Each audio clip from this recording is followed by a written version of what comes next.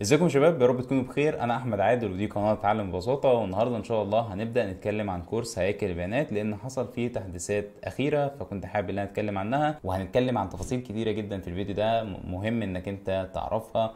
منها يعني ايه هياكل بيانات، مده الكورس عباره عن ايه، مميزات الكورس ده، وهنبدا نتعلم ايه في الكورس ده، وحاجات كتيره جدا هتفيدك انك انت ان شاء الله تدخل الكورس ده وتطلع بيه باكبر استفاده. بس بكل بساطه انا احمد عادل وانا هكون معاك في الكورس ده خطوه خطوه، وهنمشي مع بعض، وان شاء الله وعد مني بتوفيق من عند ربنا انك انت هتطلع من الكورس ده هتكون هياكل البيانات اسهل من لغه البرمجه نفسها. طيب اول حاجه يعني ايه هياكل بيانات؟ هقول باختصار شديد جدا يعني ايه هياكل بيانات، لان في الدرس الثاني في كورس هياكل بيانات هتكون عارف يعني ايه هياكل بيانات، وهنبدا نشرحها بالتفصيل وكمان بامثله واقعيه عشان تثبت في دماغك وعشان تعرف فعلا اهميه هياكل البيانات دي في البرمجه وفي الواقع عامله ازاي. بس بكل بساطه هياكل البيانات دي عباره عن شويه طرق بنقدر نتعامل مع البيانات ونقدر نخزنها وكمان نقدر نسترجعها، ولو عايزين نضيف بيانات تانية او عايزين نحذف بيانات او حتى كمان عايزين نعمل سيرش او ان احنا نبحث عن بيانات، فهيكل البيانات بتوفر لنا الطرق دي. عشان انت اصلا شغلانتك كمبرمج انك انت بتتعامل مع بيانات كتيرة جدا، فلو ما عرفتش تتعامل معاها بطريقة صح او لو ما كانتش البيانات دي مكتوبة بطريقة صح،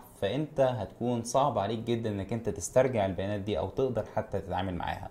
فده بكل بساطة هيكل البيانات هي طرق بنقدر ننظم بيها البيانات بتاعتنا عشان نكتب الكود بشكل احسن، والموضوع يكون بالنسبه لنا اسهل في حاله استرجاع البيانات او اي تغيير على البيانات، اذا كانت اضافه او بحث او حذف او اي حاجه من الحاجات دي. طيب احنا هنتعلم ايه في الكورس ده؟ اولا الكورس مدته 13 ساعه ونص بس، ده المستوى الاول من هياكل البيانات. اشمعنى انا خليتها مستويات؟ لان انا عاوز ادخلك في بيئه هياكل البيانات الاول وامشي معاك حرفيا خطوه خطوه وسوا، ومش هسيبك غير فعلا لما تكون فاهم يعني ايه هيكل بيانات. فلو جيت شرحت لك كل حاجه في كورس واحد بنسبه كبيره الموضوع هيكون بالنسبه لك صعب، وبرده 13 ساعه ونص حاجه كبيره او رقم كبير بالنسبه للمستوى الاول في هياكل البيانات، عشان احنا بنشرح حرفيا بالتفصيل لحد ما هتزهق مني.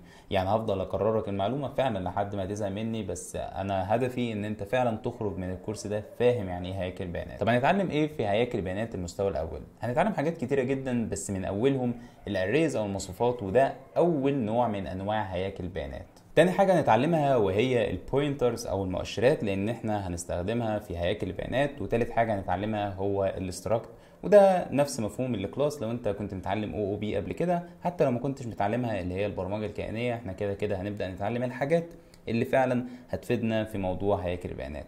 وتعالى بقى نبدا ندخل في انواع هياكل البيانات الكبيره او الاساسيه اللي عندنا، زي السنجل لينكد ليست، الدبل لينكد ليست، وعندك الستاك باستخدام الاري او المصفوفات وكمان باستخدام اللينكد ليست، وعندك الكيو باستخدام الاري برضو باستخدام اللينكد ليست، وحاجات كتيره جدا. وبنبدا نحل مسائل على كل جزئيه في الموضوع ده. لو انت شايف ان الكلام اللي انا قلته ده كلام غريب او كلام اول مره تسمعه، فده شيء طبيعي وشيء عادي جدا. احنا كده كده بنمسك كل حاجه وبنبدا نتكلم عليها بالتفصيل ونشوف الامثله الواقعيه والامثله في البرمجه عن كل حاجه، عشان الموضوع ما يكونش مجرد كتابه كود وبس. طب متطلبات الكورس ده ايه؟ هتلاقيني زي ما انا كاتب على منصه تعلم ببساطه ان انت مش محتاج منك اي حاجه غير ان يكون معاك كوبايه قهوه لذيذه، على الرغم ان كوبايه القهوه دي قربت تخلص بس. وكمان حاجه زياده بس، انك انت تكون معاك اساسيات اي لغه برمجه. احنا هنا هنشتغل باساسيات او هنشتغل باستخدام لغه سي بلس بلس، وتقدر كمان انك انت تبدا تتعلم لغه سي بلس بلس مجانا عادي جدا من الشانل او من قناه اتعلم ببساطه. هتبدا تتعلم عليها، مش محتاج منك اي معرفه سابقه في البرمجه. كل اللي محتاج منك انك انت بس يكون معاك كوبايه قهوه لذيذه كده ومروق على نفسك، واي اساسيات لغه برمجه. مش شرط سي بلس بلس، بس يفضل انك انت يكون معاك سي بلس بلس. وهتلاقي برضو كورس سي بلس بلس تحت في الديسكريبشن او في الريسورسز لو انت على منصه اتعلم ببساطه اللي هي في جزء المصادر يعني. فالموضوع يعني هتلاقيه كده كده وهتلاقيه كده كده. انت اصلا لو دخلت على اليوتيوب وكتبت تتعلم لغه سي بلس بلس في 5 ساعات او في 300 دقيقه هتلاقي اول فيديو تقدر تتفرج عليه، وان شاء الله ربنا يكرمك يا رب ويوفقك. طيب هتيجي تقول لي بس هي اللغه هتفرق في ان انا كنت مثلا وليكن هتعلمها بجافا، هتعلمها بسي بلس بلس، هتعلمها باي حاجه؟ لا، اللغه مش هتفرق نهائي. هو مفهوم احنا هنبدا نتعلم المفهوم ده، وتقدر انت تطبق المفهوم ده باي لغه برمجه تانية. يعني اللينكد ليست موجوده في الجافا، موجوده في بايثون، موجوده في سي بلس بلس، في كل الحاجات ده. هو ده كده كده اصلا موجوده في الداتا ستراكشر، تقدر تطبقها انت بقى بالتولز او الادوات اللي هي في حالتنا دي لغات البرمجه، تقدر تطبقها بلغات البرمجه دي كلها.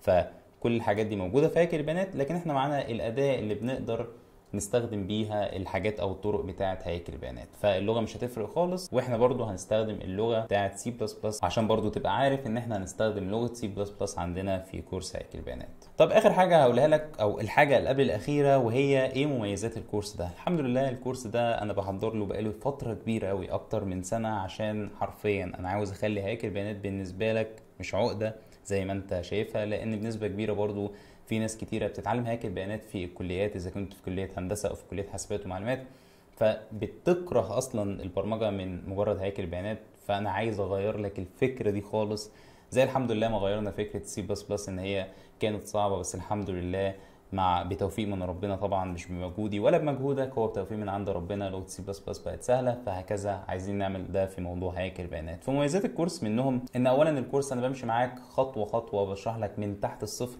وبفضل اكرر عليك، يعني بفضل اكرر لك المعلومه عشان فعلا تقدر تثبت. وكمان ان احنا ما بنشرحش كده كود، ما بندخلش كده طص كده لزق على الكود نقول يلا تعالى نكتب كود ونشوف هنعمل ايه. لا احنا ما بنعملش ده اخر حاجه احنا اصلا بنعملها، ان احنا نكتب الكود. احنا اول حاجه بنشرح بالانيميشن، وبنعرف اصلا ايه اللي احنا نشرحه وايه المشكله اللي عندنا. بنبدا نشوف امثله من الواقع، بنبدا نشوف الموضوع ده اصلا ايه اللي هيفيدنا في فكره ان انا اتعلم المصفوفات، او ايه اصلا مشكله المصفوفات، او ايه اصلا ليه خلانا نعمل اللينك ليست، ما احنا كان عندنا مصفوفات. حاجات كتيره جدا بدخلك كده في المود، وبفضل احكي لك قصص. وزائد كمان اللي انا ببدا بقى اشرح لك بانيميشن، ولو ما كانش في انيميشن هيكون في ان انا بشرح لك على التابلت، ان انا ببدا ان انا ارسم لك المشكله، وببدا ارسم لك الكود كمان، وبعد كده ندخل نكتب الكود. وبعد ما ندخل نكتب الكود ما بسيبكش، لا ده انا بمسك الكود ده وبنرجع نرسمه تاني عشان الموضوع يثبت بشكل اكبر. من الحاجات برضو اللي موجوده معانا ان انت بتدخل في جروب خاص بمشتركين الكورس، تقدر تسال اي سؤال انت نفسك فيه، وقف معاك في كورس هياكل بيانات او حتى واقف معاك في البرمجه بشكل عام، انا ببدا اجاوب عليك. وكمان في ناس كتيره جدا بتبدا تساعدك وتكتب كومنتات وتحل لك المشكله اللي كانت واقفه معاك. فعشان نقدر نبني كوميونتي او نبني يعني مجتمع ان شاء الله كلنا نساعد بعض فيه. ومن الحاجات برضو اللي موجوده ان كل الاكواد اللي موجوده في الكورس اللي احنا كاتبينها سوا،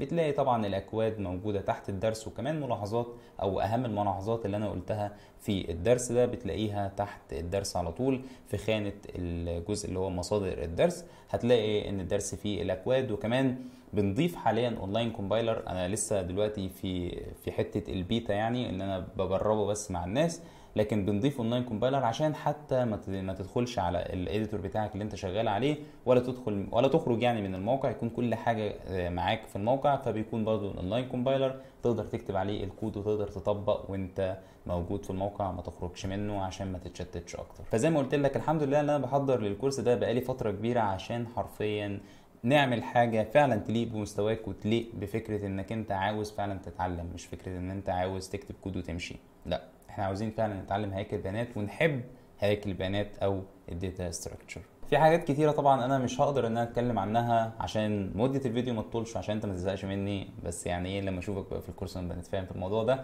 فانا مبسوط قوي بجد ان الحمد لله الكورس خلص، عملنا فيه تحديثات كتيرة، بدأنا نضيف فيه فيديوهات اكتر، وكمان المستوى التاني من الكورس بنحضر له حاليا عشان يبدأ ينزل في اقرب وقت ان شاء الله. طبعا مش هياخد سنة اكيد، لا هو في اقرب وقت باذن الله، يعني مش هقول لك برضو ميعاد، بس مدة قريبة قوي قوي قوي خلاص ان شاء الله، وهيبدأ ينزل المستوى التاني عشان نبدا نحل مشاكل اكتر، وعشان نبدا نتعلم اكتر. فمتحمس قوي ان انا اشوفك في اول درس في كورس هياكل بيانات، ويا رب تكون كل حاجه سهله جدا وبسيطه جدا بالنسبه لك، ويا رب اكون خفيف عليك وما تزهقش مني، وان شاء الله ربنا يوفقك ويكرمك. ما تقلقش انا معاك في كل الاحوال.